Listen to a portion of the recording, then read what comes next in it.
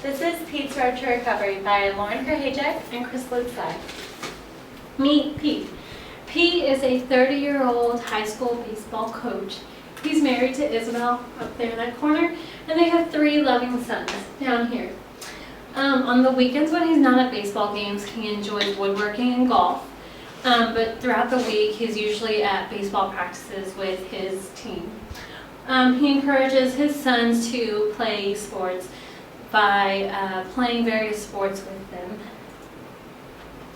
Pete has a grade 3 ACL tear. The reason why Pete got this injury is because he was camping with his sons, and while running from a bear, he took a wrong turn, and unfortunately he didn't turn out so well for his ACL, although they did escape the bear. It's an ACL tear. The anterior cruciate ligament connects the upper body and the lower body to each other underneath the kneecap. It prevents forward translation of the tibia, and the way that you injure it is that you have 2 opposite forces twisting on the leg under full body weight.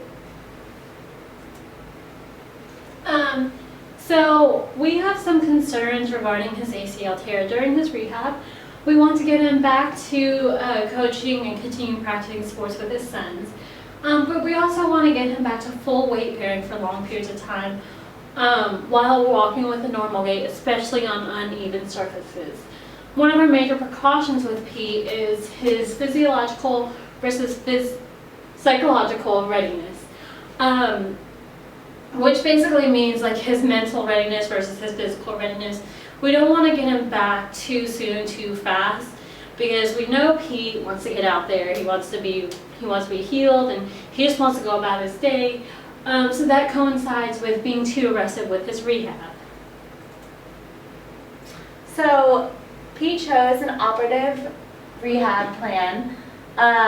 So he got an operation, and the way that we're going to go about his goals and his rehab is that we're going to ultimately have him fully functional during an entire baseball game by November 24th, 2017.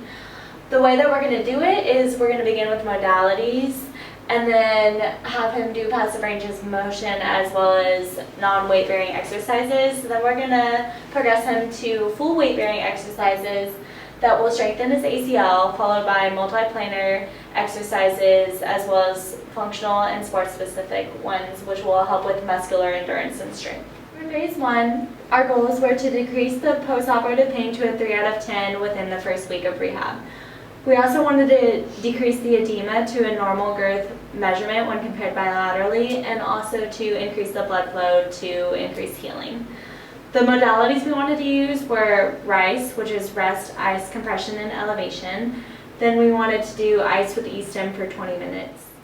The exercises for this phase include ankle pumps, which is ankle plantar flexion and dorsiflexion, 3 sets of 10, stationary bike for 10 minutes, heel slides, 3 sets of 10, and then we will educate the patient on patellofemoral glides for an at-home rehab plan.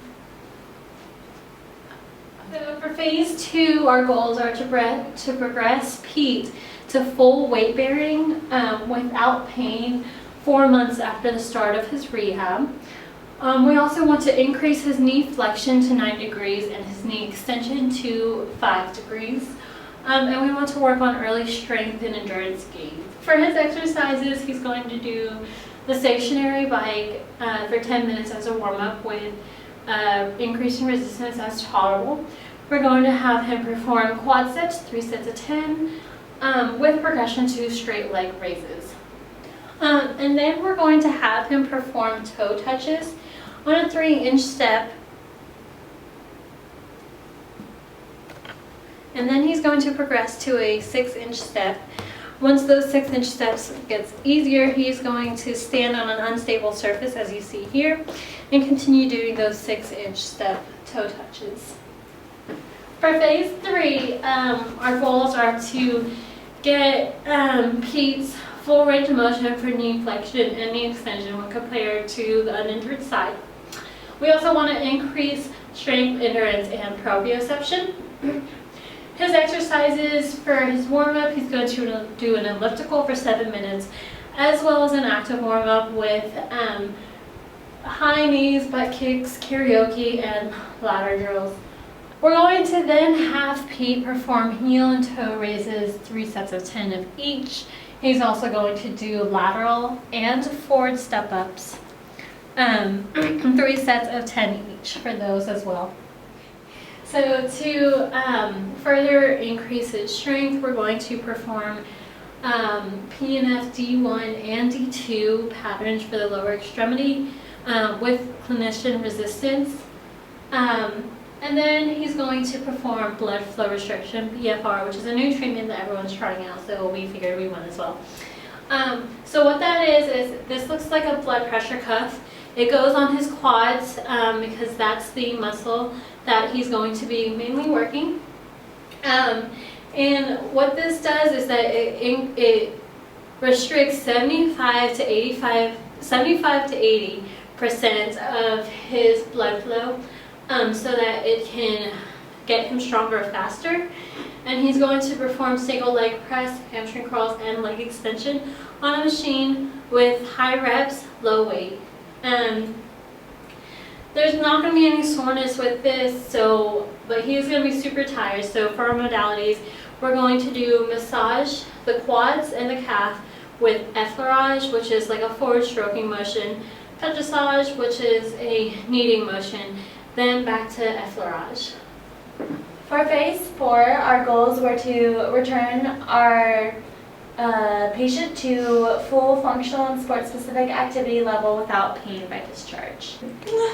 For the exercises for phase 4, we're going to start off with the elliptical for 7 minutes, followed by an active warm-up with high knees, butt kicks, karaoke, and other ladder drills. We'll also do the Bosu ball lunges, 3 sets of 10, the wobble board toss, 3 sets of 10 with a progression to a single leg stand on a foam pad, and then box jumps, another 3 sets of 10. Modalities, we're going to do optional E-stem depending on patient preference. So we wanted to present the operative versus non-operative treatments. So basically for the non-op patients, they have an increased risk of re-injuring their ACL, as well as an increased risk of osteoarthritis with a meniscal tear, which would basically lead them to a future surgery. And that's because they have a loss of anterior assisted movement, which basically means their lower leg could move forward easily, which would lead to decreased stabilization. Non-op patients with an isolated ACL injury, they often experience knee instability, which basically the knee gives way. And so like I said earlier, there's a likelihood of a future operative treatment. This picture here shows the operative plan, so that's basically what they did to Pete.